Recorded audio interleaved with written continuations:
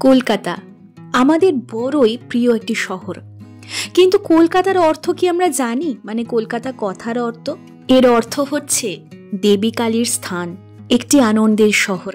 সেই কারণেই হয়তো বলা হয় সিটি অফ জয়। দেশ বিদেশ ঘুরলেও কলকাতার প্রতি আমাদের একটা অদ্ভুত আলাদা টান রয়েছে।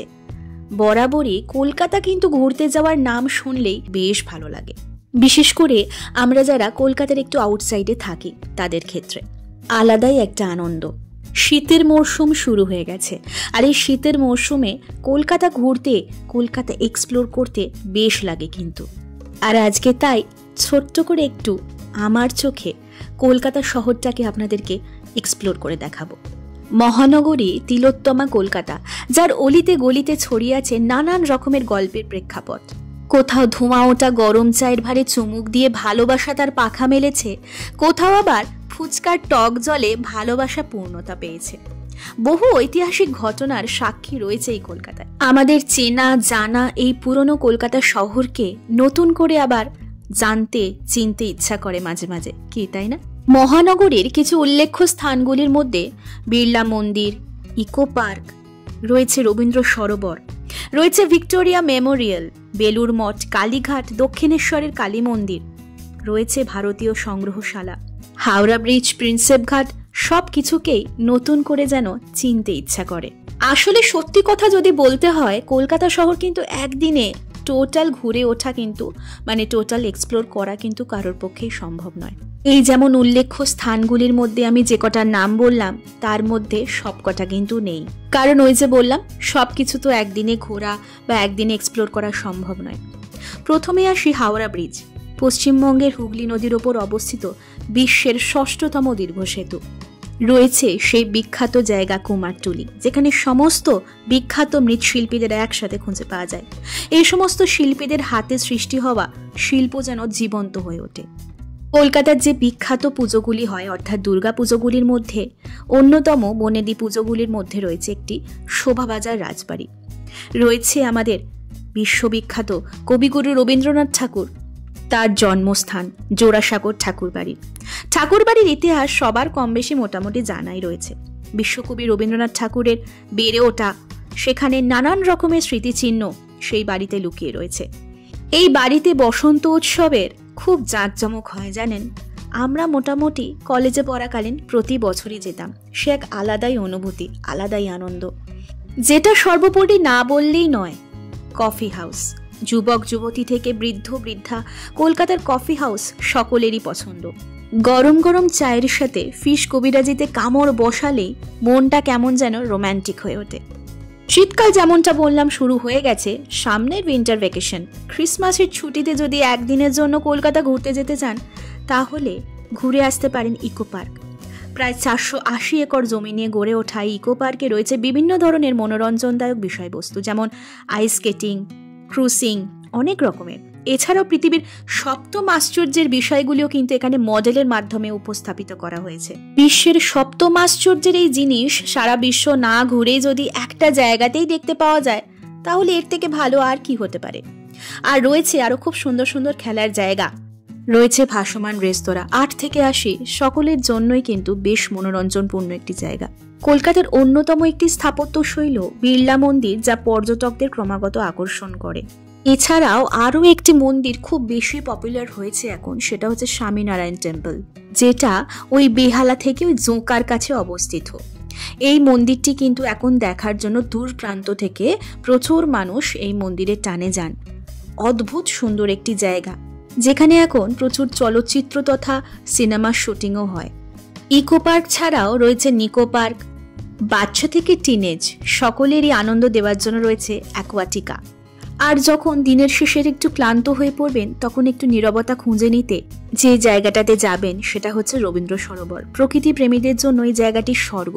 পাখির ডাক, নদীর জলের কলকল শব্দ, নুড়ি পাথরের শব্দ, সব মিলিয়ে এ যেন এক হাতে আঁকা ছবি।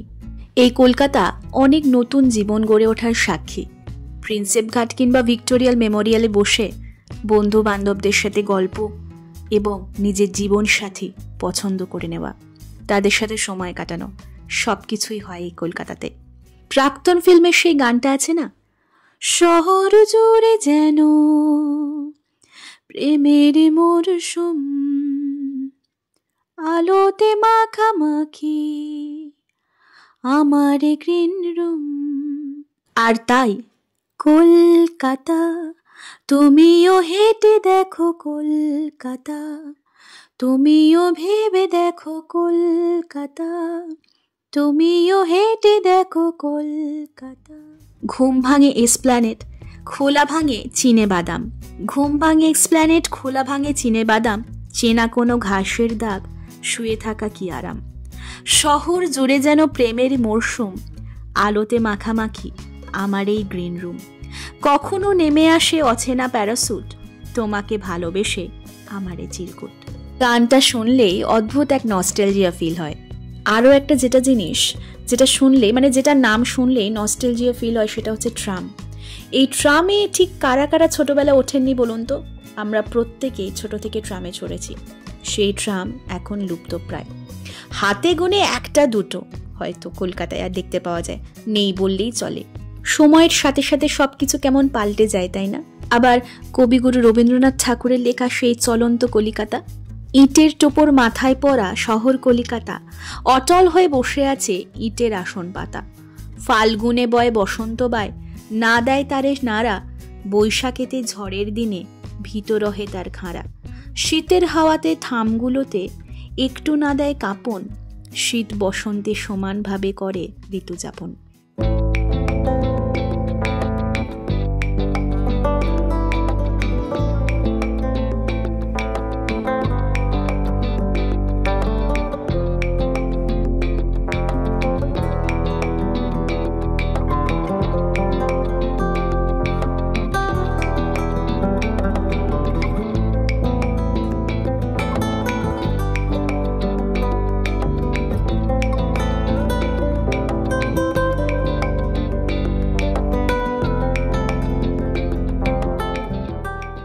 পুরনো মহানগরীর সাথে এখনকার মহানগরীর যদিও বা অনেক তফাৎ, তবুও আগেকার মহানগরী আমাদের কাছে আলাদাই একটা প্রিয়।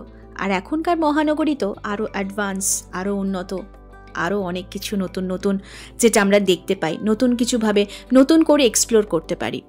দক্ষিণেশ্বরের কালী মন্দিরে তো এখন স্কাইওয়াক হয়েছে নতুন, যেটা উন্নত প্রযুক্তির মাধ্যমে মানুষ অনেক সহজেই মন্দিরে যাতায়াত করতে পারেন। আরও যেটা একটা নতুনত্ব জিনিস হয়েছে সেটা হচ্ছে বিশ্ব বাংলা গেট, যেটা কলকাতার মানে নিউ টাউন উপনগরের নারকেল বাগান মোড়ে নির্মিত একটি তোরণ বা গেট। গেটের সঙ্গে রয়েছে একটি ঝুলন্ত রেস্তোরাঁও। গেটের 4টি স্তম্ভ জুড়ে ঝুলে রয়েছে একটি বলয়, কাঁচ দিয়ে ঘেরা এই বলয়াকৃতি অংশে রয়েছে একটি রেস্তোরাঁ এবং ভিজিটার্স গ্যালারি, যেখান থেকে নিউ টাউন ও কলকাতার অনেকটা অংশ দেখতে পাওয়া যায়। যদিও এটা এখনও আমার ঘুরে দেখা হয়নি, তবে অবশ্যই যদি কোনো দিনও যাই আপনাদেরকে অবশ্যই এক্সপ্লোর করে দেখাবো। এটি কলকাতা শহরের স্বাগত তোরণ বা প্রবেশদ্বার হিসাবে অ্যাকচুয়ালি নির্মাণ করা হয়েছে। এই স্থাপত্যটি কলকাতা শহরের একটি আধুনিক শিল্প নির্মাণের প্রতীক। এবং এই বিশ্ব বাংলার গেটের নিচ দিয়ে আপনি যদি কোনো সময় গাড়ি করে যান তাহলেও বেশ একটা দারুণ অনুভূতি কিন্তু হবে। এটা তো দিনের বেলায়, রাত্রেবেলাও কিন্তু এই দৃশ্য কিন্তু দারুণ লাগে, যেটার ঝলক অলরেডি কিন্তু আমি ভিডিও শুরুতে আপনাদেরকে দিয়ে দিয়েছি। যদিও এগুলো আপনাদের কাছে নতুন কিছুই নয়, তবুও ওই যে বললাম আমার চোখে ছোট্ট করে এক্সপ্লোরেশন।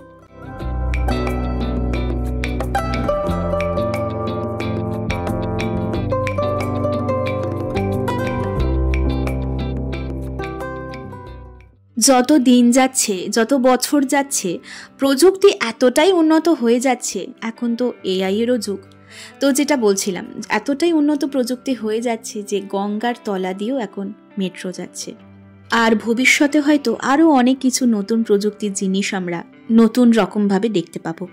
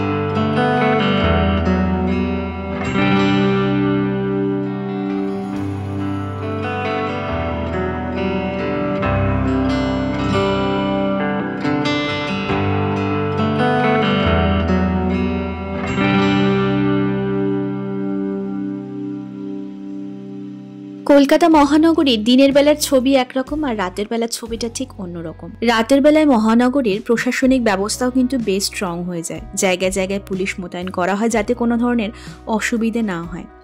এছাড়াও ট্রাফিক ব্যবস্থা নিয়ন্ত্রণ করার জন্য বেশ তৎপর থাকেন পুলিশেরা। রাতের কলকাতার সব থেকে বেশি ইন্টারেস্টিং জিনিস কি বলুন তো? আমার কাছে যেটা লাগে সেটা হচ্ছে ট্রাফিকে দাঁড়িয়ে থাকা রং বেরঙের বিভিন্ন রকমের গাড়ি, কখনো সাদা গাড়ির মাঝখানে হলুদ ট্যাক্সি, আবার কখনো পরপর গোটা কয়েকটি হলুদ ট্যাক্সি। নভেম্বর মাস প্রায় শেষ, ডিসেম্বর মাস আসতে চলেছে, বছরের শেষ হতে চলেছে। এই গোটা ডিসেম্বর মাস জুড়ে কলকাতা যেন সাজো সাজো রব হয়ে উঠবে। ক্রিসমাস, নানান রকমের সেলিব্রেশন হতে শুরু করবে। 31st, কারণ নতুন একটা বছরকে আমরা স্বাগত করতে চলেছি। আর এই ডিসেম্বর মাসে বিশেষ করে কলকাতা ভ্রমণে যদি আমরা যাই, সেই ছবিটাও সারা বছরের থেকে একটু আলাদাই লাগে। আমার তো বিশেষ করে ডিসেম্বর মাসে কলকাতা ভ্রমণ করতে বেশ ভালো লাগে। ওই একটু আগে বিশ্ব বাংলা গেটের কথা বলছিলাম না, সকালের রূপটা একরকম আর রাতের রূপটা একরকম। দেখুন সকালবেলাতেও গেলাম, সেটার আলাদাই একটা সৌন্দর্যতা, আর রাত্রেবেলা দেখুন কি ভালোটাই না লাগছে। ওই যে গোল যে বলয়টা তার নিচ দিয়ে যখন যায়, গাড়িটা যখন পাস করে, দারুণ লাগে। কিন্তু আমাদের এই মহানগরীতে এই উন্নত প্রযুক্তির জন্য এত সুন্দর সুন্দর শপিং মল গড়ে উঠেছে, সেগুলোও কিন্তু ভ্রমণ করতে বেশ ভালো লাগে। কি ভালো লাগে কিনা? আচ্ছা, ঘোরাঘুরি এক্সপ্লোরেশন তো কলকাতাটা মোটামুটি হলো। এইবার আমরা তো যথারীতি মানে দিনের শেষে তো আমরা তো সেই বাঙালি, আর বাঙালিদের শেষ কথা কিসে হয়? খাওয়া দাওয়া। তো ওই যে বললাম, যেমন কফি হাউস থেকে শুরু হয়, চায়ের চুমুক দিয়ে কবিরাজি, ডায়মন্ড ফিশ ফ্রাই, এগুলোতে যেমন আমরা আটকে যাই। গড়িয়াহাটে বেদুইনের এগ রোল কিংবা স্প্ল্যানেটের আমিনিয়ার সেই পুরনো বিরিয়ানির স্বাদ, যদিও এখন একটু টেস্ট আলাদা হয়ে গেছে, তবুও আমিনিয়া তো আমিনিয়াই। উফ, বিরিয়ানির সেই স্বাদ বলতে বলতেই তো আমার জিভে জল চলে আসছে। আর শেষ পাতে ফিরনি, ওটা ছাড়া আমিনিয়ার বিরিয়ানি হজম করা কিন্তু ভীষণ চাপের ব্যাপার, যাই বলুন। এছাড়াও র্যালিজের কুলফি, ওটাও কিন্তু দারুণ। ক্লাব কচুরি ভীষণ ট্রেন্ডিং একটা ফুড এখন, ওটাও কিন্তু মোটামুটি সবাই ভালোবাসছে। এছাড়াও কলকাতা মানেই তো মিষ্টি, ওই যে আমি কলকাতা রসগোল্লা। ওই দেখুন বলতে বলতে ইকো পার্কের পাশ দিয়ে কিন্তু এখন আমরা ক্রস করছি। তাজমহলটা কি দেখতে পেলেন? দেশ বিদেশ না ঘুরেও একটা ভিডিওর মধ্যে কিন্তু আমি বিশ্বের 7ম আশ্চর্যের একটা ঝলক কিন্তু আপনাদেরকে দেখিয়ে দিলাম। যারা বিরিয়ানি প্রেমী তাদের জন্য আরসালান, আমিনিয়া, রয়েছে জিশান, এরকম দারুণ দারুণ পপুলার দোকানগুলি। আবার যারা একটু চাইনিজ পছন্দ করেন তাদের জন্য রয়েছে কিন্তু চায়না টাউন, গোটা একটা চায়না টাউন। এখানে আপনারা নানান রকমের ফুড রেস্টুরেন্ট মানে চাইনিজ রেস্টুরেন্ট কিন্তু খুঁজে পাবেন। আবার আমার ছেলের যেমন পছন্দ ওই যে পিৎজা, বার্গার, এই সমস্ত জিনিস, তাদের জন্য কেএফসি, ডমিনোজ, পিৎজা হাট কিংবা ম্যাকডোনাল্ডস তো রয়েছেই। যেমন এবারে হঠাৎ বায়না করলো যে আমি ম্যাকডোনাল্ডসে বার্গার খাবো, তাই যথারীতি সিটি সেন্টারের সামনে থেকে ক্রস করছিলাম, তো ভাবলাম এইখানেই দাঁড়িয়ে ওর জন্য একটা ম্যাকডোনাল্ডসের একটা বার্গার নিয়ে নিই। আর সিটি সেন্টারটাও একটু সেই হিসাবে ঘোরা হয়ে গেল। যদিও এই সংক্রান্ত ভিডিও কিন্তু অলরেডি আমার চ্যানেলে দেওয়া রয়েছে, মানে সিটি সেন্টার এক্সপ্লোরেশন। আর যেমনটা বললাম, একটা ভিডিওতে তো সবটা এক্সপ্লোর করা সম্ভব নয়, এই করতে করতেই আমরা সকাল থেকে রাত কাটিয়ে দিয়েছিলাম। আর এত সুন্দর লাগছিল চারিপাশটা, শীতকাল যেহেতু, চারদিকে তো সাজো সাজো রব, সেলিব্রেশনের টাইম। আর কি, গোটা ভিডিওটা কেমন লাগলো আর পুরনো কলকাতাকে নতুন করে চেনার অভিজ্ঞতাটা ঠিক কেমন লাগলো অবশ্যই আমাকে কমেন্ট করে জানাবেন। আজকের মতো ভিডিওটা এখানেই শেষ করছি। ওই ছেলের আবদারে ভেতরে গিয়ে মানে সিটি সেন্টারের ভেতরে গিয়ে টুক করে একটা ছোট্ট ভিডিও করে নিয়েছিলাম। সকলে ভালো থাকুন, সুস্থ থাকুন, ফিরে আসবো খুব শিগগিরই দারুণ একটা এক্সপ্লোরিং ভিডিও নিয়ে। সামনে ডিসেম্বর মাস, ক্রিসমাসের সময়, সেলিব্রেশনের সময় খুব ভালো করে বছরের শেষটা কাটান আর নতুন বছরকে খুব সুন্দর করে আহ্বান জানান। আজকের মতো ভিডিওটা এখানেই শেষ করছি। আর ফেরার সময় ওই দক্ষিণেশ্বরের কালী মায়ের মন্দিরে দর্শন করে, মানে মন্দিরে যাইনি, বাইরে থেকেই দর্শন করে ব্রিজের ওপর দিয়ে এবার আমরা আমাদের বাড়ির উদ্দেশ্যে রওনা দিলাম। আপনারা ভিডিওটা এনজয় করুন, আজকে বরং আসি, টাটা।